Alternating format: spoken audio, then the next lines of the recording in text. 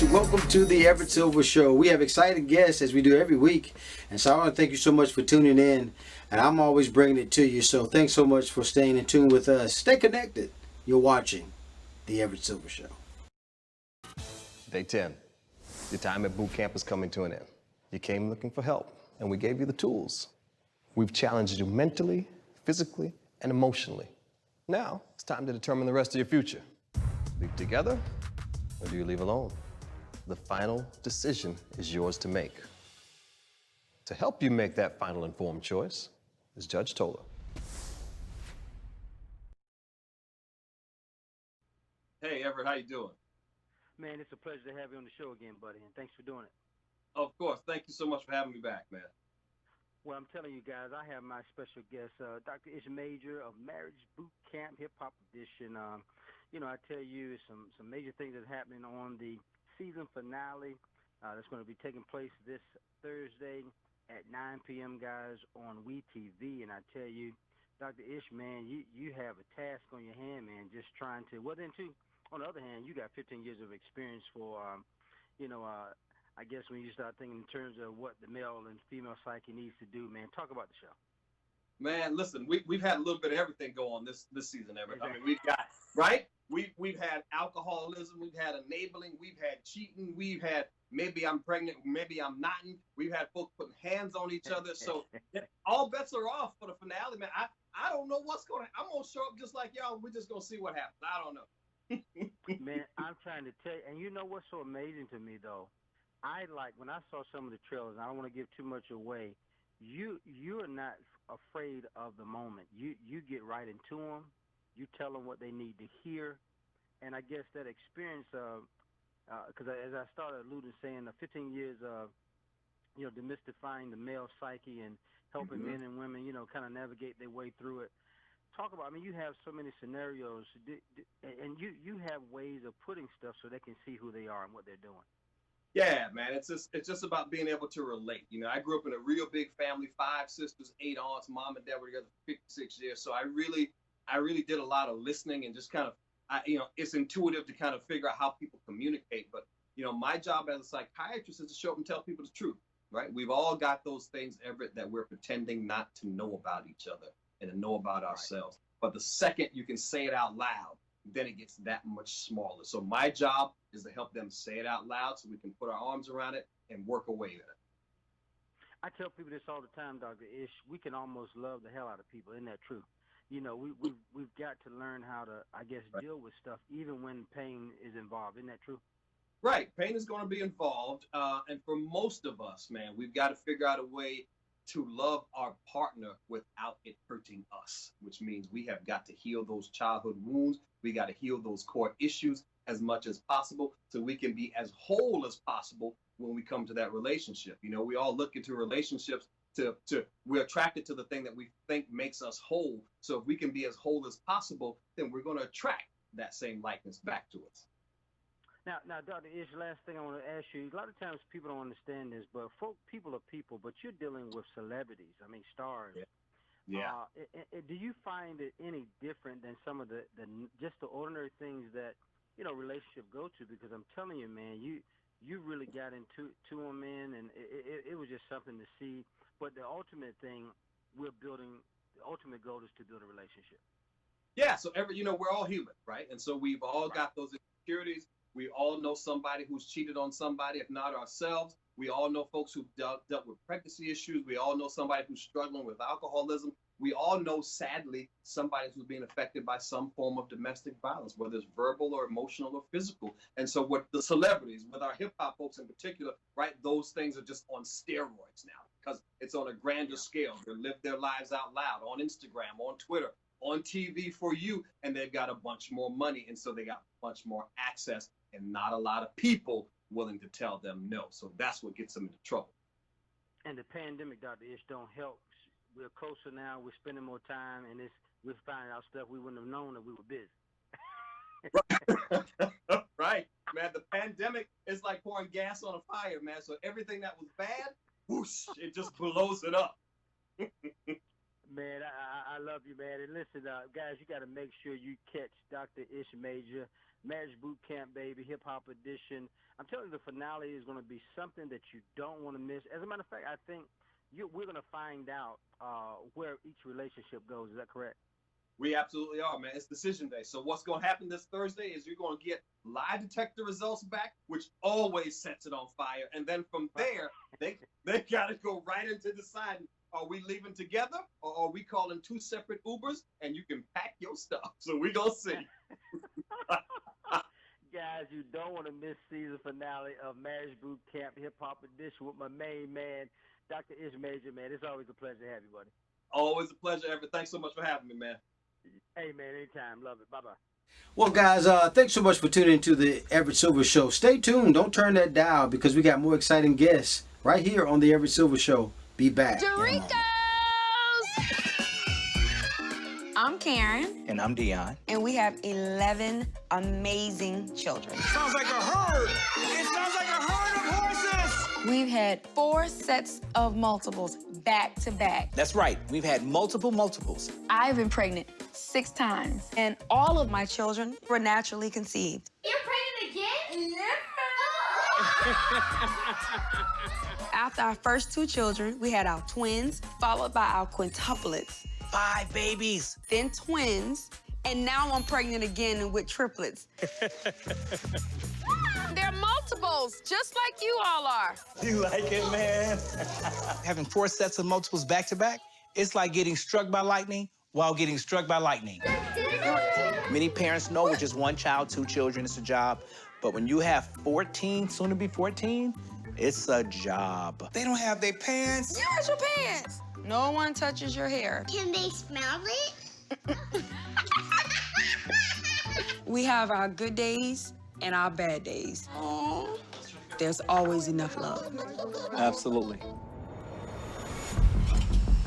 The truth is, you need to rest more. If these babies come super preterm, they can have problems that could follow them their whole lives. Oh my God, we are having an earthquake right now. Because of these aftershocks, I am contracting. Parent is in active labor, so they're taking the babies today. Our triplet babies have not had enough time in the womb, and I am just terrified. I'm here. There's a great deal of responsibility that I feel. I'm really nervous that I could lose one of these babies.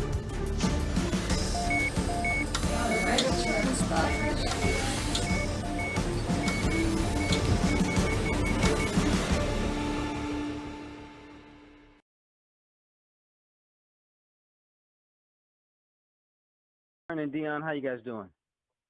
We're doing great, Everett. How are you? Great morning. Well, I'm trying to tell you, first of all, man, I got to say it's a pleasure and an honor to have you guys, but I simply don't know how you do it. I got to tell you. How we Well, do it. folks- That's why I tell you about doubling down with Derricos.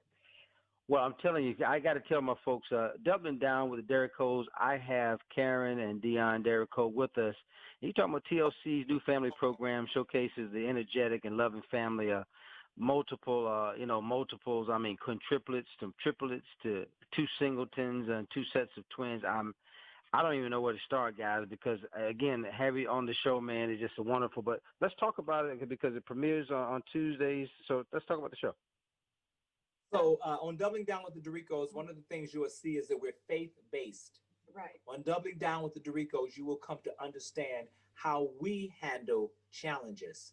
On Doubling Down with the Derricos, you will also fall in love with my lovely wife right here. And you will come to love her like I love her. There are things that you'll see about this series that we try to encompass in our household.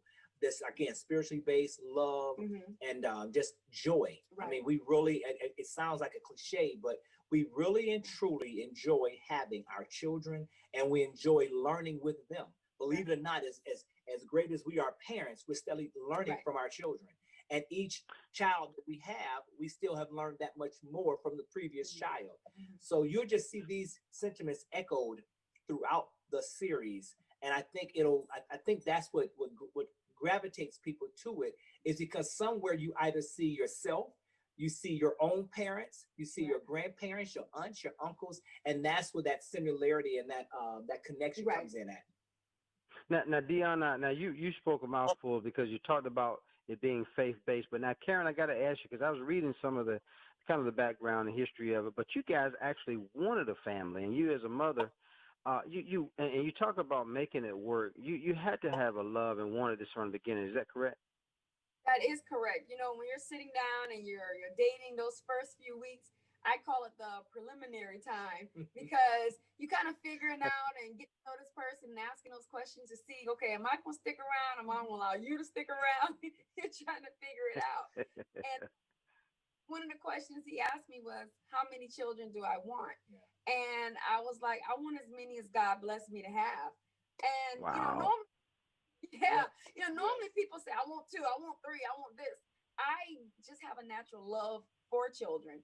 And so I just knew, you know what, I want as many as God blessed me to have. And, that was like the golden answer for him. Yeah. And he was like, girl, let me put this ring on you now. Let's go get it.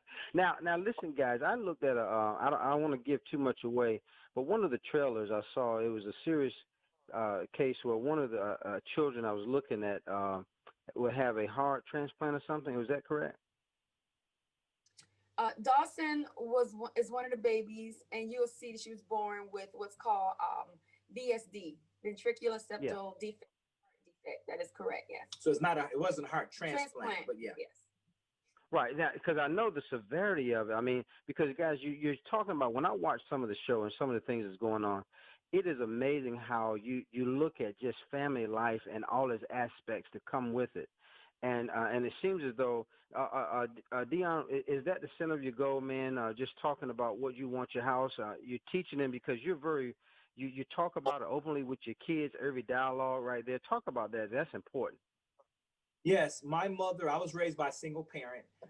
My father's inability to be in the picture actually trained me. Between my mother's inability as a woman and my father's inability as a father, that's what actually molded me. And my mother always spoke very candidly at every age. I mean, when I was 2, she was breaking things down. So I was always a little ahead of my peer group growing up. And so and as an adult man, I've come to understand the benefits and everything that she's given me as a child. So when my wife and I met, my wife had the opposite of what I didn't have. I wasn't raised in church a lot. We went to church, but I didn't go to church every Sunday. However, I was very strong in my spirituality. My wife was very strong in her understanding of the Bible, and she taught me a lot. And so we just sort of merged the two. And that you will see echoed throughout our home. The love, the playtime, the order. Children want order and structure, and they need it. We all do. I mean, think about how this world would be if we didn't have street lights. So we have come to understand that and make sure our children understand the purpose. We're not just telling you, hey, go sit down, or hey, go do your homework. Everything we do is for a purpose. Yes. And my job as the man is to help my wife as best as she needs, especially considering she has the biggest job. She's an at-home mother. That's absolutely by far the highest unpaid job there is. It is. And I got to ask Karen, you've had all of your children, you guys' children naturally. Yes, they were all conceived naturally. My heart goes out to the parents out there who may have to go through like IVF. Right. I definitely, it's something definitely that I've heard that can be a really challenging experience. However, that wasn't our story. And, we did have a story of mine being low progesterone, where I kept getting pregnant, but I would lose, which is called secondary infertility. And, it's hard. Yeah, you go from having miscarriages, and then we had 2 miscarriages, then Darian, and then 2 more right after her. So it was really hard because you go from thinking, can you have children? To now we have one. Will she be the only one? And it's just it's a lot. It's a lot on a woman, because you think, what's wrong with my body? And you trying to be, are you woman enough for your husband, for your spouse? It's just so many things that go through your mind. And I really just want to let other mothers know out there, keep the faith, stay strong, And don't get caught up in what your journey may have to be. Your end goal is to have a beautiful child, and whatever your journey takes you on. Yes. Definitely be, just be grateful for that. Well said. Well, Karen and Deon, I'm telling you, what a privilege and honor to talk about even the family value within itself, man. And so much times we have to get back to those things. I think the overall, sometimes the industry don't highlight it enough. And so I want to applaud you guys for what you're doing, and even from your faith and knowing that God has blessed you guys with so many children. And again, guys, you got to make sure you catch Doubling Down with the Derricos TLCs. I'm telling you, one of the hottest new family programs is showcasing the energetic and loving family. Again, and guys, thank you so much. And again, it premieres Tuesdays, 10 p.m. on TLC. Any last minute thing you want to say? I would like to say, please tune in to Doubling Down with the Derricos on TLC every Tuesday. Yeah. Thank you. Thank you. Thank you for having us. We got to do it. Thank you so much, guys. Bye-bye. More guests coming your way. Don't touch that dial. Be back in a moment. Today, everyone is isolated, and being ghosted has never been easier. I thought it was a bond that was unbreakable. Join Rachel Lindsay and Travis Mills. I feel like I'm as they take relationships where one person ghosts and go around the block. There's actually more to it. Because now more than ever, what do you do from here? We need to reconnect. Scratch every theory. Ready to confront your ghost? Ghosted Love Gone Missing. Premieres Wednesday, September 2nd after Catfish, only on MTV. How's it going, buddy? Hey, Everett, how are you? Doing great, man. Thanks for doing the show today. Folks, my special guest is with us. MTV's Ghosted Love Gone Missing is returning for first ever virtual episodes. And I have a recording artist, also actor, and I tell you, a radio personality, Travis Mills is here with us. He also co-hosts the show with Rachel. Many of us remember Rachel, and I had Rachel on the show before, The Bachelorette. And so Rachel Lindsay, that is. And so, man, talk about the new show, man. I'm excited about it. Oh, thank you so much. Yeah, this new season, like you said, it's a virtual season. So, like everyone else, we're kind of stuck at home. And Rachel and I have taken it upon ourselves to, film everything, light everything, record everything on our end. So, we're learning a lot of new skills. It has definitely been challenging on the technical side of things, but we're still able to help people, especially at a time like this and get them answers or the closure, that they need. Now, Travis, talk about, you got a couple of cases there. You got Shannon, well-known club owner, and, how do these situations, man, when they come about, man, it seems like everything is going well and then something happens. Talk about the actual ghost situations. Yeah, I mean, Shannon's case, in itself, she had a boyfriend. His name was Jay. Like you said, she was a club promoter, so she was constantly at the club, 3 or 4 a.m., doing bottle service, kind of living that whole party lifestyle. Jay, he didn't drink. He wasn't someone who was always out in the club. So right off the bat, the compatibility there, it was questionable. It was like, how did these two end up together? But, they were both parents. Shannon is a mother. Jay is a father. They both love their kids tremendously. And Shannon was left pretty devastated, when she didn't get answers as to why Jay ghosted. And so to be able to kind of help her and go on this journey with her and, try to reconnect them at the end of the day, it's rewarding, man. And, I don't want to give anything away. I don't want to, tell everyone the outcome. They're going to have to watch the show. But that episode, it's a great case. I know. And then, you go from, you got so many different extreme cases, but the one that jumps out at me the most, the classic 21 Century Love with Andy and Dade. And then everything's going well. He's becoming a father figure. And after a while, he's gone, man. But like you said, they got to tune in to the show. Folks, it returns, MTV's Ghosted Love Gone Missing, Wednesday, September the 2nd, 9 p.m. Anything last minute things, Travis, you want to say, buddy? I just hope people, tune in and, they come along for this wild ride that Rachel and I have been on literally from our homes. But it's a good time. And, I think we made something that we're really proud of, especially at a time like this. I want to appreciate you again. And also catch his podcast, ADHD with Travis Mills. Travis, a pleasure to have you on the show, man. And again, folks, MTV's Ghosted Love Gone Missing, September the 2nd on Wednesday nights, 9 p.m. Tune in. Thanks a lot, Travis. Thanks for having me. You're welcome. More guests coming your way. Don't touch that dial. Be back in a moment. Privilege to talk to John Howe. He is the American veteran Veterinarian Medical Association president. And the question though is, can your pet get COVID, and can they transmit COVID? Is one of the questions I'm sure those of us that are pet lovers and owners want to know. And so, again, Dr. Howe, thanks so much for doing the show. And one of the questions I want to ask you is it possible for people to contact COVID-19 from their pets? And is it possible to transmit the disease as well? That's a great question. We get asked that a lot. Actually, there have been no reported cases worldwide of people getting COVID-19 from their pets. So that's good news. There have been a few pets that have gotten it from people. So there's less than 40 positive cases in domestic animals in America. And of those, only a handful have shown any clinical symptoms. It's easy for a dog, let's say, that's in a family with COVID-19 to lick up something off the floor that was maybe sneezed or coughed. And so if that dog is tested, it could show positive on a test. They could find the back of that dog's throat, but it doesn't mean that the dog is infected or infectious. But there have been a few cats, and they developed very mild respiratory symptoms. They all have gotten over it, so that's the good news. But none of them have transmitted it to people. Wow, that is interesting, Dr. Howe. Now talk about what signs would a pet display to signal that they may become infected? With cats, especially, it would be maybe some sneezing, mild coughing, respiratory discharge.